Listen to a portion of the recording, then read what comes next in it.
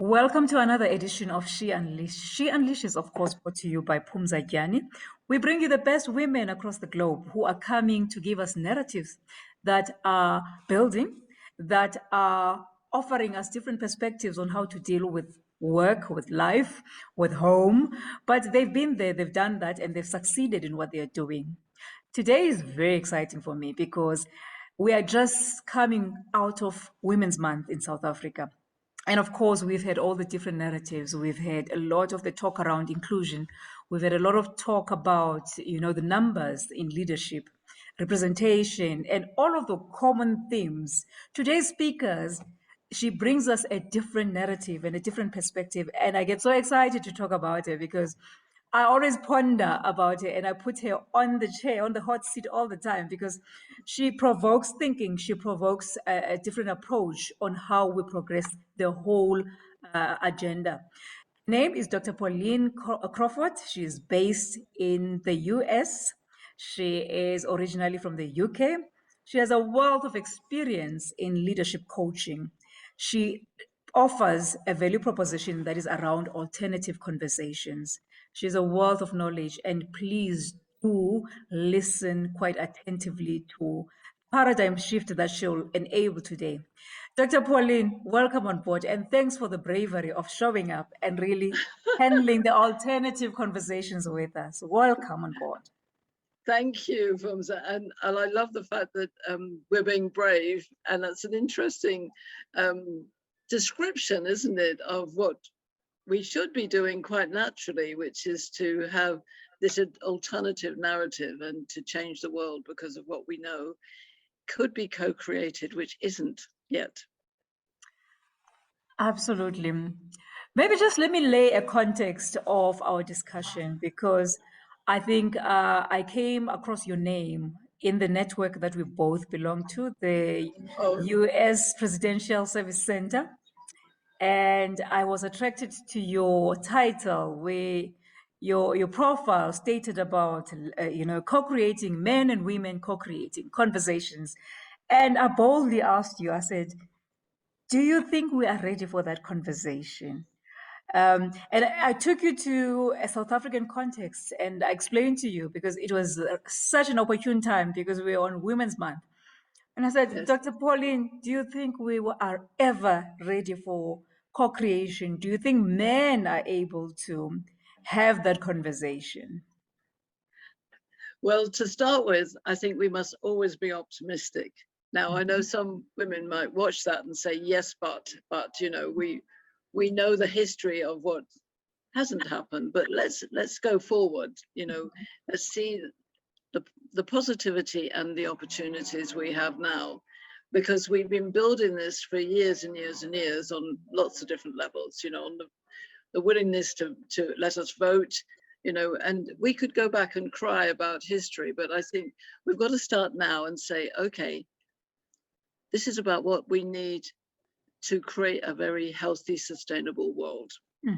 So, it is wonderful to have Women's Month, to have this focus, but my passion is how do we get to understand the blocks or the limitations that men might be thinking about inside that stop them taking on board the fantastic talent that we know is available. I mean, it's that awful expression is a no-brainer in our view, because we know that we're talented, we know the evidence, it's been documented in every country in the world, and we know that women are marginalized in many countries of the world. But when we look at what we have to offer, the challenge is, why are men not saying, come on, come on, come on, come on? Because, if we were them, we were saying, yeah, that's great. We've got so much talent. Where do we put it? How do we use it? We'd be on that discussion, not should they be here? So it is about that alternative narrative, and it's very much about the word inclusion is used a lot, but I would use the word engaging, embracing, integrating, understanding. Those are that's the pathway, I think, for us to go. Knowing that as women, we're now in a much stronger position than we were 10 years ago, or Yeah. 20, 30 years ago, definitely. Mm-hmm. Would you agree that we need to be very positive forward? Mm-hmm. Absolutely. Look, I do share the same sentiments that we cannot have every year being about the same conversations. There has to be a progress in the narrative. And I think it leads me to the next question then, because I think before coming on board, we touched on it lightly to say, is there a willingness though on the other parties? Because engagement assumes that both parties are willing to come to the table and Yes, to engage. You have so much experience and you have engaged with leaders in corporations I do. around these discussions.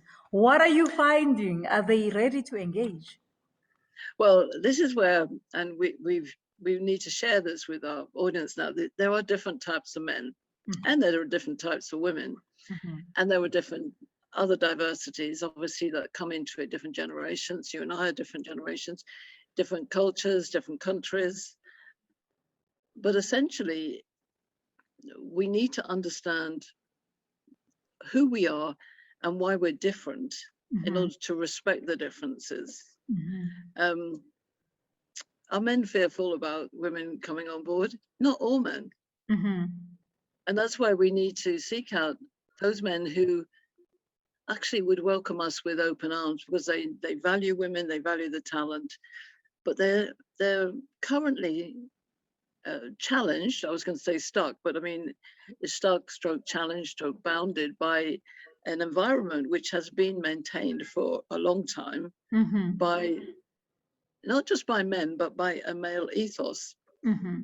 So what I mean by that is that if business is very much about operational excellence, it's about money, it's about strategy, it's about the way we do things. Mm-hmm. It's actually behaviorally, it's a very male stroke masculine way of doing things. And what I mean by that is that men generally and neurologically and by evidence, they do yes, no, either or, action, task. Now, some men in there, we were going to call them philosophers, Mm-hmm. they're the feeling, thinking man. They're the guy they do the yes, no task, but they're aware of the emotional element. But they're colleagues who we'll call rulers, who are masculine-minded men, and they can be wise too, but they have a much stronger motive to go yes, no, what's in this box, what are we doing now? Oh yeah, people matter, but later. So there also can be negative characters in this component. There could be rulers who are very controlling and very strict, but maybe because they know nothing else.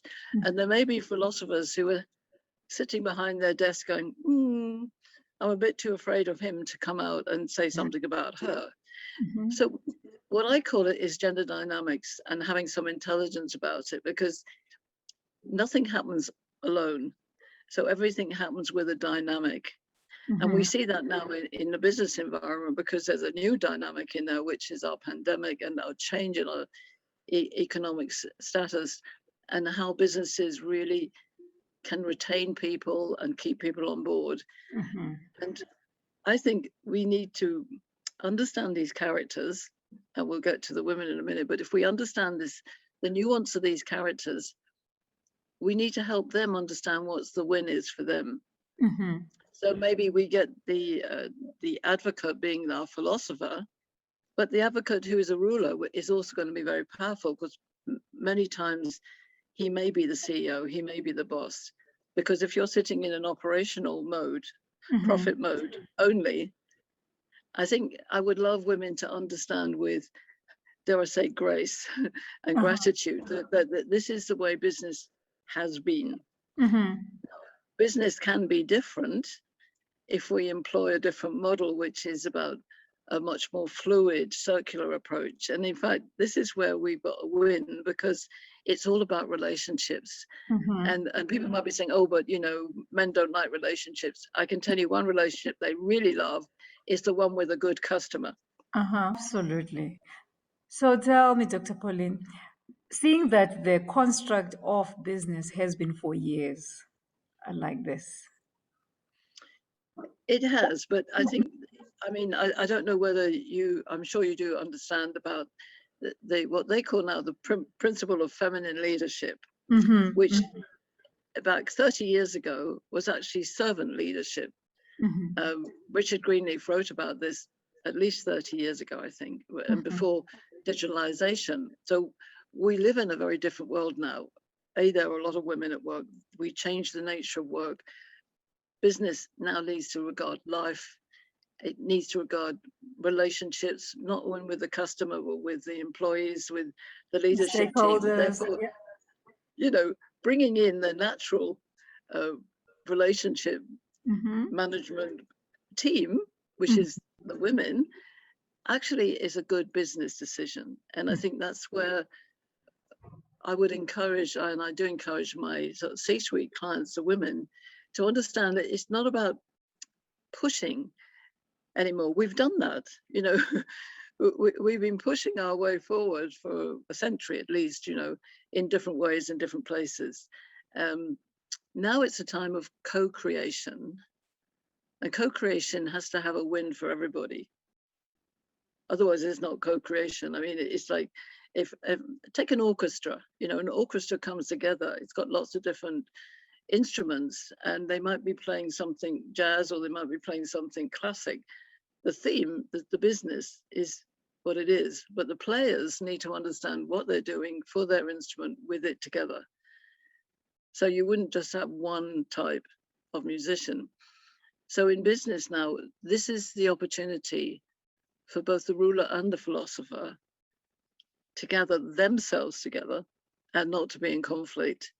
And I think the other thing that's really important is that we have to value the value of intuition and emotional integrity and all of these empathy as business values.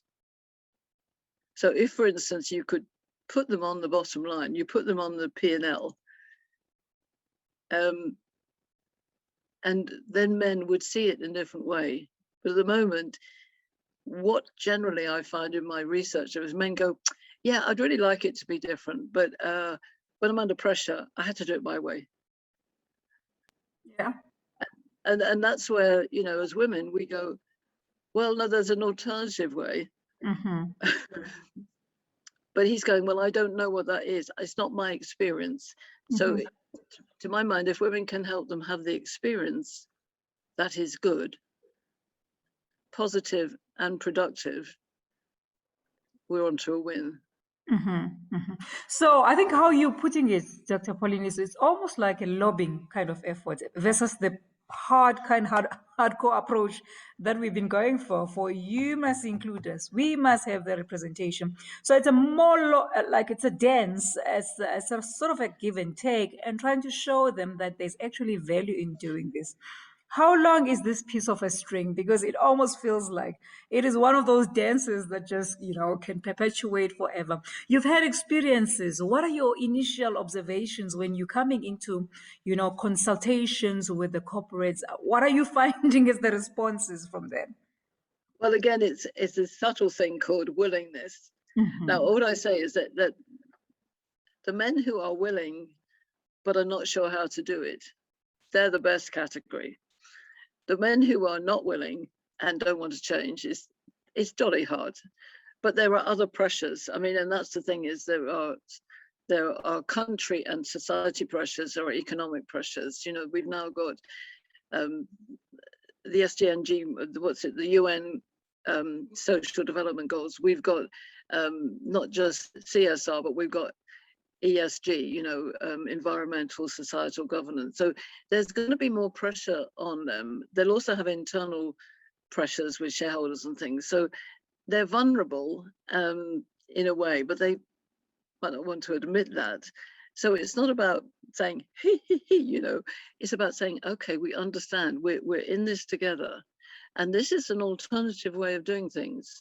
This is a circular way. And we now got, fortunately, more and more women who are in leadership roles. But of course, women who are in very senior leadership roles who play the male game too much do not necessarily do us a favor in terms of instructing men of what could be better. And that's a key point, is men generally are often very instructional. So what I mean by that is they, if the boss says, we do it this way, we do it this way. Whereas we might go, well, maybe there's another way. And he goes, no, we're doing it this way. But women love to go into tangential ideas. And this is what often happens in a boardroom or a leadership team position. She slightly carelessly goes off into all these ideas when the guy who's in charge got 1, 2, 3, 4, and he's going, I think that's a good idea, but I'm not quite sure where to put it, so I won't. And I mean, I'm making it simplistic, but it's human behavior. And the woman might be very angry and say, he just doesn't listen, he doesn't care. My ideas are better than his. And so we have, over the last decade, sometimes chosen the wrong tactic. And as you know, in a battlefield, it's about the strategy and tactics. And also, I don't want it to be a battlefield. There's a great writer, Florence Scovel-Shinn. I don't know whether you've come across her. She was a journalist in the 40s, I think. But she said, life is not a battle. Life is a game. And I think it's the way we play the game to our best talents that will help women to understand this matrix with men, because it is going to start happening fast, and it could go one way or the other. So, in any change situation, there are challenges, because we're managing our own gender, and we're managing the other gender, and we're managing business and the lives of our children and our grandchildren. So we've got some difficult things to create. And if we're going to create our future together, we need to get some of these baseline narratives together, which is why I believe, and I've lived in England and Malaysia and America, so I have some ideas of different cultures. I have visited other parts of Africa. I haven't been to South Africa, but I believe people are people, and anywhere this dynamic is going on.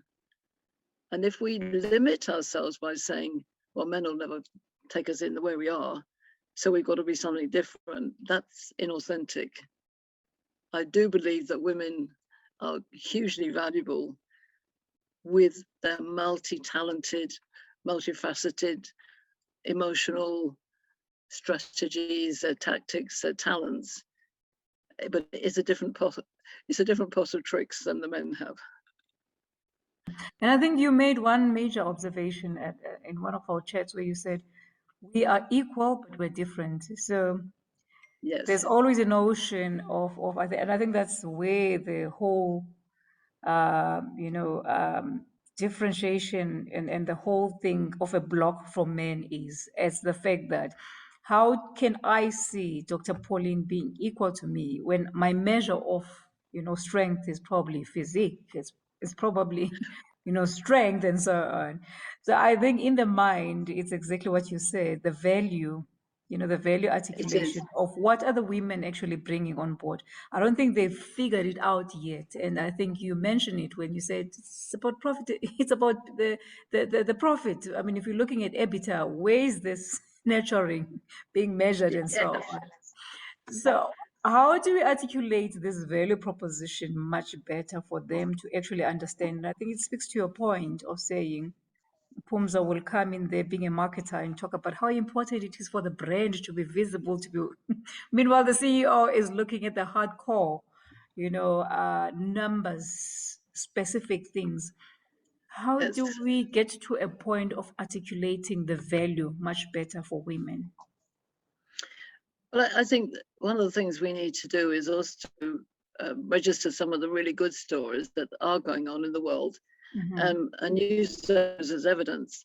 So it's a subtle strategy, because we're not saying women are better than men or men are better than women. It's about respecting differences. So valuing differences, but respecting differences. So operational excellence, we've got to try and give him a win that says, yeah, operational excellence is really important. The customer value is really important in there, and relationships and loyalty. So how are we monetizing loyalty, Mr. CEO? give him a question that is quantifiable and get him to answer it, because he will know in his head, am I losing clients or gaining clients, especially in today's market? Is he losing talent or gaining talent? Is he losing the number of ideas that he used to have around him because everybody was so energized? Oh, yes, where have they gone? So let's have a look at the mix. We've got to have those kind of conversations, and then we've got to understand ourselves well enough that we can say the value of what I bring as a woman, as this type of woman with this kind of talents is. And I'd like to share that when other women come in who have different talents, and you might notice that Tom over there, he's different to you because he's much more people oriented, and oh yeah. So we've got to try some strategy where we get them nodding. Oh yes, now that's valuable, and that's a cost center.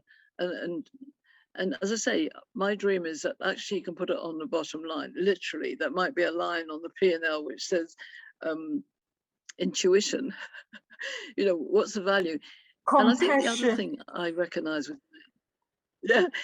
I said they're quite instructional, and they like good stories that other men do. Mm-hmm. So if they say, oh, that was a really good win there, and that was a man who was using a good mixture of men and women, and but he really made it work. Now some women might say, oh yeah, but I want him to recognize that she made it work. Okay, we'll get to that. Let's pull them on board, don't push them out. Mm-hmm. Because if we push out, we're going to end up with a battle. And I, for one, I think you're the same. I don't want the world run by women. I think the mixture of characters, so the two characters in the women's archetype, so we've got the ruler and the philosopher, remember, we've got the magician and the sovereign. Mm-hmm. And as with our male archetypes, one is more intuitive, the philosopher is more intuitive, if you like, more feminine. Mm-hmm. The other one is more masculine. So in women, we've also got the more masculine woman, mm-hmm. the magician, which mm-hmm. I am, mm-hmm. and we've got the sovereign, who is blessed with a very strong feminine intuition, nurturing energy. She's mm-hmm. still fantastic at business. And then we've got some women who are a mixture of both. Mm-hmm. And in many ways, we can all be a little bit of both, masculine and feminine, depending on what we want to use. Mm-hmm. So it's quite interesting point here is that often it's felt that women are saying, well, we don't want to do the masculine bit because that's pretending to be men, and then we don't want to do that. Mm-hmm. It's not masculine. It doesn't mean men. It means a yang, a yang energy, yeah. Strong. It's action. It's let's make steps to do something. It's an outward motion. The feminine energy is inclusion in a very nurturing, loving way, which is really where customer loyalty comes in. So again, placing it back in the business text, it's just not mollycoddling or being nice to people. It's actually a genuine desire to embrace the community that a business has internally and has externally. So I think businesses are shifting, especially with the pandemic. They're going, yeah, I think there's something going on here about people, planet, and profit. And there are stories now of companies that manage their resources, their people, manage their resources with the planet. And what a surprise, they make more money. But they don't make money through greedy resources or greedy strategies. They make it because more people love them. I mean, it's an interesting, simple, feminine principle in a way that, when we love and nurture, then, and we do it in the right way, those people like to be with us. So obviously a company, a business is about its product, its service. As I say, without customers, it's nothing. Mm-hmm. And that's where relationships internally and externally need to come together. Mm-hmm. So the two characters, the magician and the sovereign, if they don't understand each other, as the ruler and the philosopher need to journey together, mm-hmm. we need to journey together, and then together we co-create mm-hmm. a people, planet, profit business which values and respects life. And that's one of my passions. And I think most women feel that because we, in a way, have the ownership on life in terms of giving birth and creating new generations. Women have always brought life into business. And I always laugh at that because, you know, men, not all men, but generally men go, right, I need to go to work in order to make lots of money, in order to look after my women and my daughters. And women go, I'm looking after all of them anyway, and I'm going to do business. So it's and men are very straightforward. And I've interviewed a lot of men in my research, and they all say, we love working with women, but they're very complex, aren't they? They are complex. We are complex, and so are they. Yes. Tell me, Dr. Pauline, you talk about the archetypes. Maybe I would like for you to quickly go into the explanation of the archetypes. I think for the first time when I bought into your story, it was because you explained to me, as a woman, the archetypes, the different archetypes that are available to us at any point in time, and how to navigate one's way through those archetypes, because you can either go through it the hard way, or I've seen women at play, actually very successful women who are, who really are skilled at this, and they would know which card to play for which type of leader. And I've seen it work in those instances. So maybe let's talk briefly about the archetypes. You talk about them. What are their characteristics, and what can we get as value out of each? Well, let's focus on the core difference between the two men and the two women. And these two men and two women can be any generation, any orientation, any color, any race, anything. But the men generally will want to do on, off, yes, no task. So the first thing women have to understand is that when a man says, no, I don't want to do that, I'm doing this, it's either or. So when she says, oh, well, why don't we do and, it's like talking to him in a foreign language. And often I'll say to men, you know, women ask questions without wanting an answer. And men really don't understand that. I mean, it's quite funny. Men go, oh, they do, don't they? Even my husband, I'll say something and he'll say, well, I don't know. I said, oh, sorry, I wasn't asking a question. It's like when we're together with women, we ask questions to engage in more information because that's our expectation. It's our natural maternal, internal, nurturing way that we work, our cycles. So that's the first thing. So generally, men are looking at women's complex, but when you look at women and see the magician and the sovereign is very feminine female. So what I mean by that is we're all female. So we're all nurturers, we're all circular, we're all multitasking. But she has a greater extra nurturing. She likes to gather people in, make sure they're okay. Often are very, very detailed focused and often like to fix things because she's the ultimate mother, if you like. You know, we're going to fix everything. Whereas the magician woman, and sometimes this is why women fall out, is that the magician woman sometimes looks as if she's being too bossy or too male, but actually it's a natural into your head. I think you probably do this sometimes. I go, no, that's not logical. I don't want to do that emotion bit at the moment, so I'm just going to do X, Y, and Z, especially when I'm in a business mode. And sometimes that feels less than female to our sisters. And I think that's the magical conversation that I like to have, the alternative conversation with women, is it's okay, we're all in this together. And this is the bigger plan with men that we can find. So in order to answer to men, one of the things that women, both magician and sovereign, needs to recognize is the men are either or, so they need some acknowledgement of who they are in a very yes-no way. So in sense of, I hear you, Mr. Ruler. I get what you're about. 3 bullet points and action. Thank you. Mr. Philosopher, I get you. You like to talk, ask questions, feeling. So when we look at ourselves, what can we help men understand about us is that we want to be invited for our if you like, our beauty and our brain. you know, we don't want to be put down as, oh, that silly woman, she doesn't know anything. But we also don't want to be really hard-nosed and only be no for our brain. We want and. And so for men, when I'm working with my male leaders, I say, allow time. She will want to talk, but she's got really good ideas. But remember, the sovereign will be more into her feminine mode, maybe more emotional.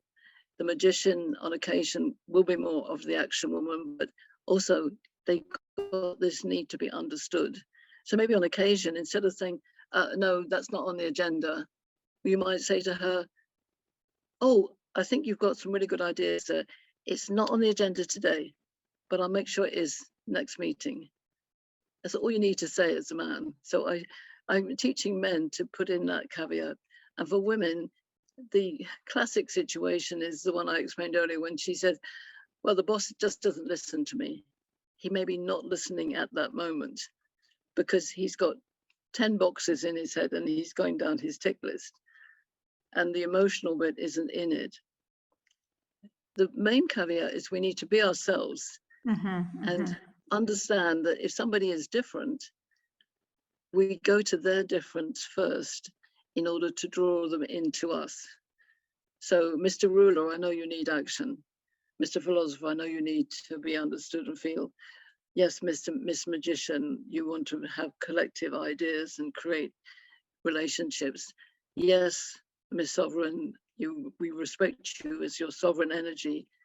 And you're the best person to make us all feel healthy and wise. So by respecting the plus sides, as opposed to getting annoyed with the difference, which is where often we go under pressure, we can start building synergy. Because I think, you know, is when you meet somebody the first time, you're eager to get a sort of a tuning in button on what they're about. And then once you tune in and then you share, and oh, you like that? Gosh, I like this. Yeah, I think this way. Oh, yes, you start sharing perspectives. You can then manage different perspectives and the relationship grows. So that's the same with a team. So once we grow that and we keep the communication flowing. So even when some irritation comes up, we go, oh, I knew Mr. Ruler would do that. Oh, yeah. I mean, I'm a magician. I have some wonderful sovereign friends, and occasionally they think I'm being too masculine. I acknowledge myself and I go, yes, that's a very interesting point of view. And I check where I am but I don't lose my identity. And I think this is a critical part of the co-creation, is that when we're sitting around the table, we do not lose our identity in terms of a core behavior. I loved. Yeah, and I mean, you know, some of the lean in stuff that Sheryl Sandberg's done. It says, you know, don't leave before you leave. And it's the same in a meeting. Don't get angry in a meeting for something that may be not worth being angry about. Yeah. Look, I love the basis of the archetypes because, and I think you raise fantastic points. One of them is, of course, the fact that we are not the same. And Absolutely not. you know, there are domineering points that are for a male as well as a female. And I think that's what creates division, because once they realize that, oh, she's gonna talk and talk and talk and talk, you see you see the dynamic of actually them pulling together, and literally that's where we feel left out, because they are more comfortable working with themselves because they understand each other. But somehow what you're proposing is, yes, be aware of the differences that you each have and try to meet in the middle, you know, from time to time, you know, understand this is who I am. I'm the female and so on. The other side that you're also raising as a dynamic is where there tends to be misunderstanding even within us as women, where there's a perception that there's no understanding that if you're a female, it does not necessarily mean that you'll be the, you know, the mothering type, the nurturing type. And there's been, I think, a lot of commentary over the last month in the discussions where there was a lot of noticing of the notion that bring the nurturer to work. Don't change who you are as a woman. Oh, And yes. there's a forgetfulness, though, that we are not all nurturers. We may be female, but we are very complex and we are in different spheres as women. So I love that because it also brings an understanding within us as women that, you know what, we may be female, we may be everything else, but naturally I may not be predisposed to be the mothering and the over emotional type and so on. And I think once we find each other in those and understand that, look, it's archetypes and it's things that we can Yes. work with, it's not things that you can completely switch off. And like you say, you use humor to actually demystify the whole thing. It's a very interesting discussion. Tell me, are you seeing positive results in the work that you're doing? And do people actually light up once they understand the archetypes?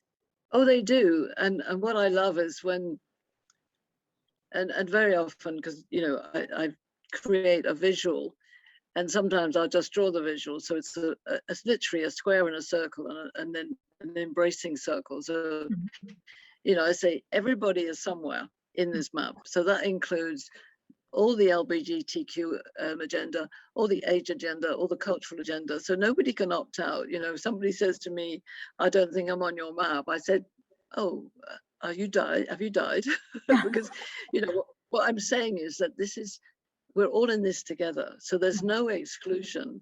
And the archetypes are not identities. There are ways of behaving that we can factor in. So once we get to understand the character, it's a bit like four superheroes. You know, we come together. We know that Wonder Woman is different to Superman or Captain America or whoever the archetype superhero is in South Africa. It's like once we identify them, and I tell you, one of the groups I use is the series Friends. Do you remember Friends on TV? Yeah. Well, there's 3 men and 3 women, and I put them around my map because people identify with characters and we know the behaviors and we know what goes on, and then we apply it to something. So I want people to have fun with them as well, because everything won't go smoothly all the time, especially in business, but we want to acknowledge it. So there's a kind of a value creation philosophy that goes with it, is that I'm going to honor people who are around the table, even though I might not necessarily share their perspective. I'm going to work to find out what's the synergy. What are we here to do? And I mean, on occasion with teams, there may be something that's not going to gel and somebody has to leave. I mean, there were decisions, nothing is perfect, but in terms of women and men co-creating the future, it's an absolute has to be, because we're in this together and we've got this point in the world where we have now the decision to make things differently. Not everybody will agree with that, but it's in your own mind, is thinking, what's the value of each of these characters? So you rightly said, you know, that mothering element, we see it in a different way. Any single subject matter, 4 people around the table, 4 archetypes will see it in a different way. And if we go in with that idea as like, well, I'd be really fascinated to know what your perspective is. You bring your curiosity and your fascination and your imagination, it shifts it. So whereas if we go in saying, oh, I've got all these different people coming in and they're not going to think like me, what am I going to do? Then you've lost it, whether you're male or female. So I think the archetype is a characteristic, a handle that we can use to manage other people in a way that builds a relationship of respecting differences. So like you said, when we come across somebody who's quite like us, we go, oh, that's great, because I understand how you're working. That's okay too, because we're there to do a certain part of the job that makes the whole. So it's I think I know it well. So and what I'm finding is that people go, oh yeah, I get that, because they relate it to something in their life. They go, oh yeah, that was a relationship with my boss or my mother or my friend. And once they do that, it becomes owned. And so the complexity of the bigger picture does need more work on. And that's what I'm working on with my groups who come across the world to meet once a month to create the future together. Is we need to listen, because we have to listen beyond the archetypes to the issues. And that's that more time needs to occur in order to achieve some real synergy. So yes, it won't happen that quickly, but it will happen exponentially as we learn to value the differences coming together. And I think for me, that's key. The more I work with this, so when I'm working with a client who says, oh, I don't know, my team, they just don't gel at the moment. I don't know what's going on with them.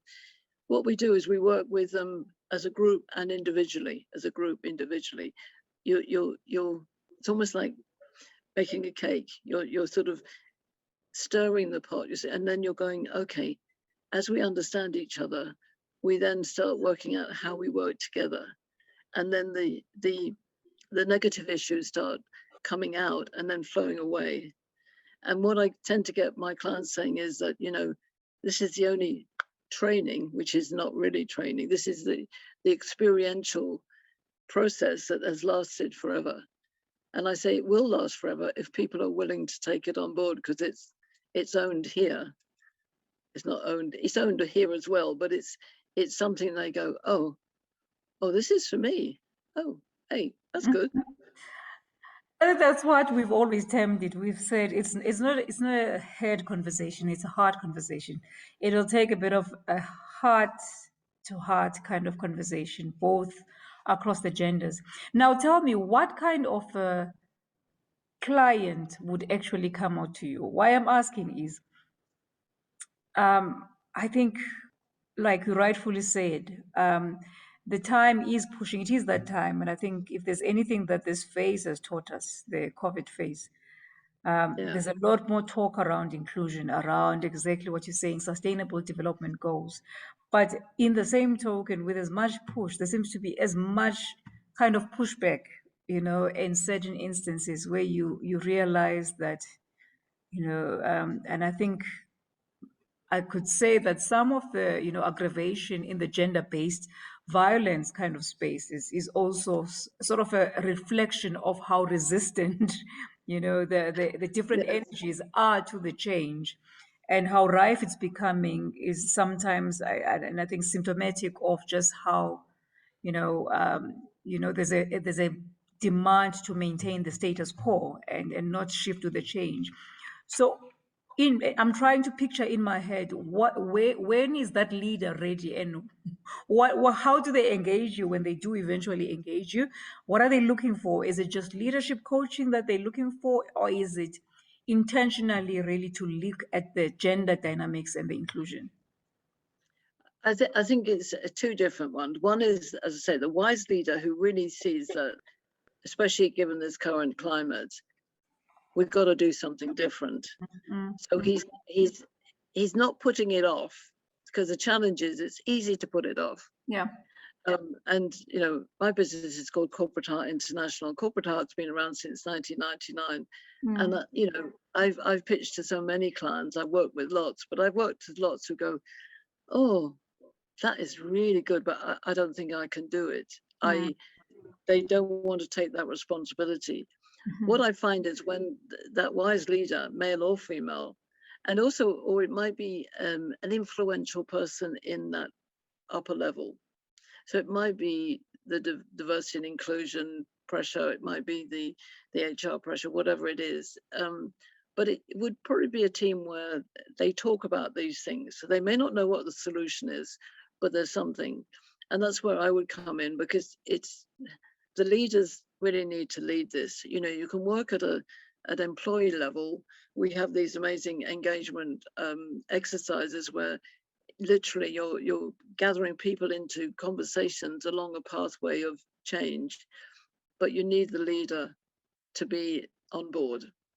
They need to be saying the right words, understanding that people, it's not just people are important, that the emotional intelligence of your business is a valuable asset, and the people are all different.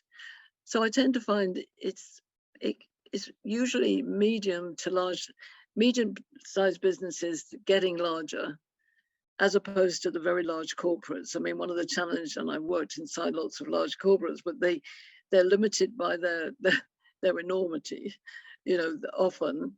And so you have to kind of find a department head or somebody who's willing to do the work. I remember once working in a company where the department head we were working for, she wouldn't tell the other department heads, and they kept on coming down the corridor and peering through, saying, why is all of these people working so well? And she wanted to keep it sacred until she had proved it. So there's that element. So it's really the wise and willing person who understands the value is going to increase the business. And then working with individuals groups, creating this flow of experiential exercises where they then own what they want. So it's a different approach to the traditional culture change, because often culture change programs set values and then they engage everybody in believing these values. I think the other way around. I think the co-creation comes from the groups and the entities in the business in order to evolve the values that they then share, which fit to the business mission. So you need all the characters.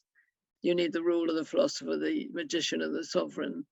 I love working with philosophers, I have to say. I think they are, if they're very strong operationally, they have this instinct to understand people.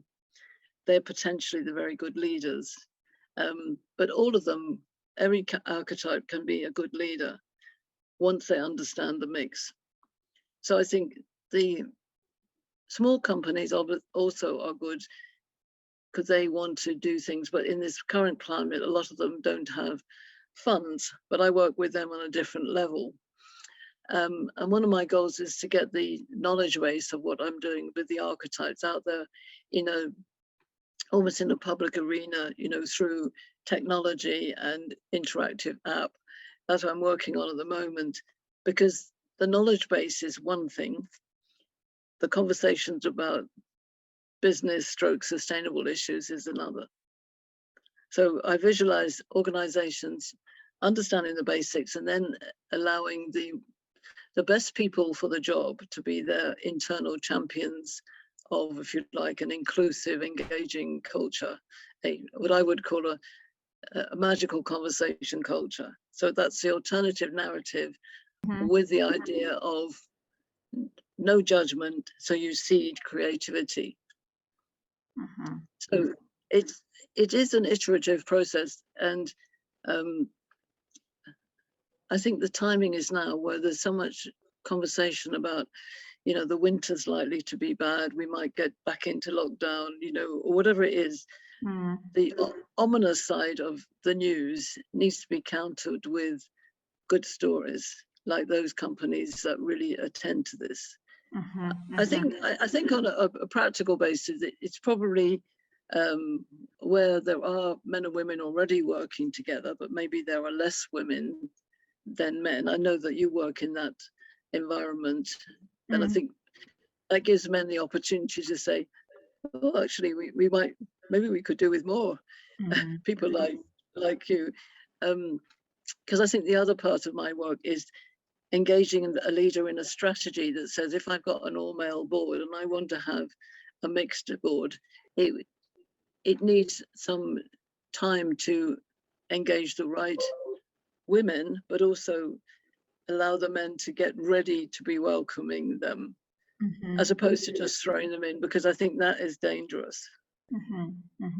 If you only do it by numbers, oh, well, we better put a few more women in there because we're not doing it right. Yeah, that's part of it, but it needs to be couched in. So what are the reasons? What's the values? What are we doing together? Otherwise, we're going to end up with women going, oh, they didn't really want us here and I'm fighting every day. That's not good. Absolutely. Look, I think it is a really pertinent conversation, Dr. Pauline, especially for the hour. And I think rightfully speaking, there may be the wise kind of leaders who want to influence the change, but they may not have the tools. And I Yes, remember I have a very progressive leader and one who is also like willing to understand that at times he does not know it all.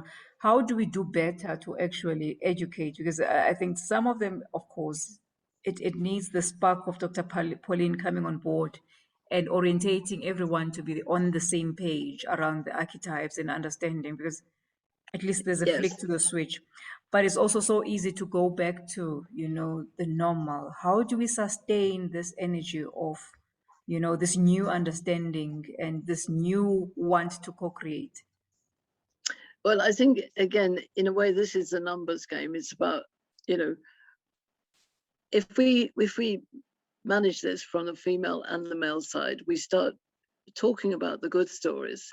Because, we've spent a lot of time, I don't mean today, but, women have spent a lot of time talking about women empowerment over the last few decades. And I think there's enough. I had a hashtag women empower men, take the T off the end, that now is the time to say, okay, we've done all that.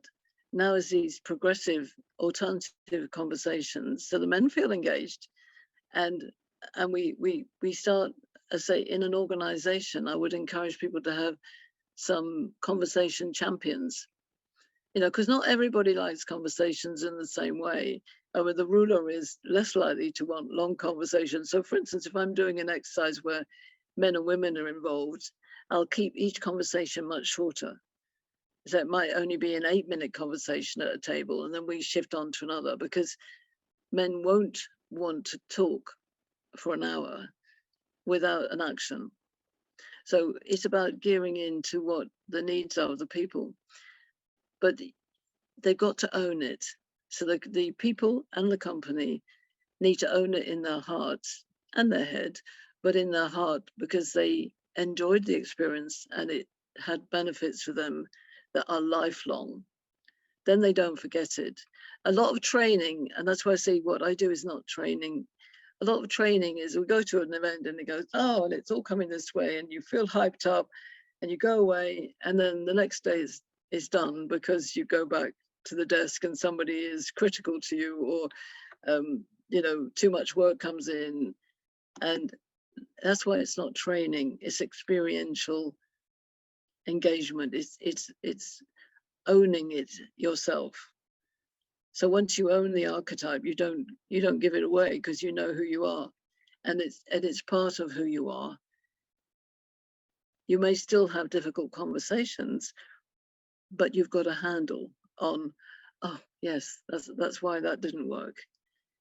So it is about evolving a much more integrated experience in the learning.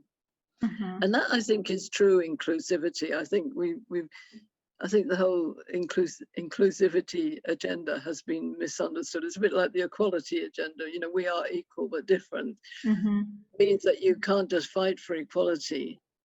I mean, there are lots of reasons to be deemed to be equal in pay and everything, but we're not equal in talent and skills and attitudes and archetypes. So let's respect the differences. Wow. You know what? I think it's a conversation that is quite deep. It requires different layers of unpeeling and Oh, unpicking. yes. Because I'm And, sure. and you and I have been blessed to be talking a few times now, and by sharing at a way that creates an awareness and a difference, it changes who we are.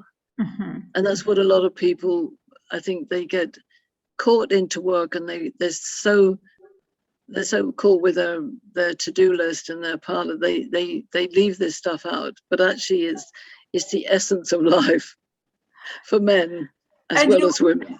you're rightfully pointing it, because really we focus. I mean, remember, people will focus on what they get measured on. So it also calls for exactly what you said, that we need to find a way of measuring the positive aspects as well of all of Yes. this, the dance. How do you work well in a team and, actually have a measure? How do you work with, the different gender and what are the positives that come with that? Because until you measure them, it's exactly to your point that I'll come to my desk and focus on what I get measured on, which Yes. which is Well, important. and there is a way of doing it. Just very quickly, if say somebody, I think it's studied that we work at about 80% capacity most of the time, if we're on par. So say you're paid $100 an hour and you work at 80%. But if you're tired, you're exhausted, you're stressed, you're miserable, and you start working at 50%, that's a big cost to a company. They're paying you $100, but you're only getting half of what they value. And also the other people around you are working harder and then they get depressed. So everybody is working. So there's a very simple equation in if we create energy and energy together, which includes creativity and all the positive things right out through to customer relationships and loyalty, then it's an obvious thing to do. It's just that we don't have currently, these men may not have the experience, or women, of what that is yet. So that's where the likes of brave women like you and me and other women like us is to embrace this wholeness of what is possible together, co-creation, men and women together, real synergy. Absolutely, Dr. Pauline. I'm so happy that we finally did this. We've been Yes. planning, and I'm glad that we just took to the show without rehearsal because it's what we live, it's what we love. I'm so grateful, and I'm thankful that we have committed to doing a series and at least a number of examples that we're posing on what we are talking about. And we'll invite the Absolutely. guys around the table and try to showcase this. So I know that you also consult, you're available to have these conversations. Where can Absolutely. corporates who want to take this discussion forward find you? Well, my best place to find me is LinkedIn. So Pauline CRAWFORD on LinkedIn. To email me at pauline@corporateheartinternational.com, and to contact me through either of those avenues. I'm revisiting my website, but there is a website, corporateheartinternational.com. But I'm relaunching a new one, hopefully in the next few months, because as things change, we have to change and present things differently. But I think if people are interested also in joining the community that I'm building on Hub, I'm going to have a monthly session on the 16th of September about create our future together. So, anybody who's interested can peep their nose in there and see what it's about. But I think, yeah, the internet is so intelligent. If you know my name, you can find me. Absolutely, absolutely. I'm thinking about that one gentleman who had an aha moment as they're listening to this and you want to hear further. So I Yes. think what we've also committed to doing is to also have masterclasses for people who want to go a Yes. level lower and who want to, assess how they take this back to the corporates or maybe Yes. they want to be the main people introducing this into the corporate. We will have structured learning through the masterclasses. Yes. We will do. Awesome.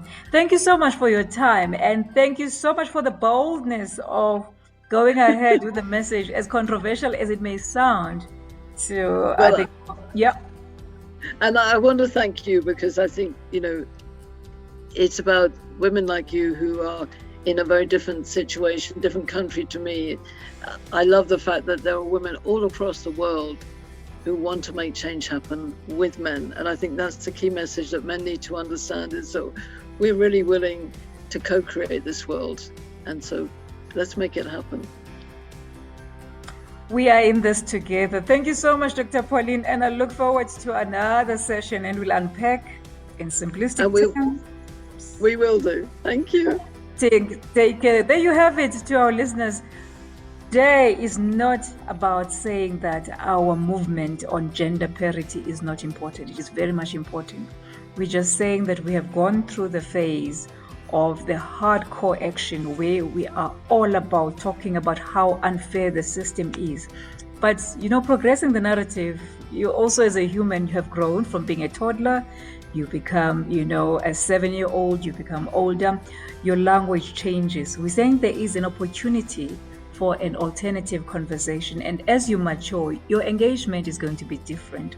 So it is to say there's something else on the table. And as we fight to really have all the other items that we still want, we do want equal pay. We do want the representation of women in the leadership positions. We just say to also retain the seats as you get them. Let's find good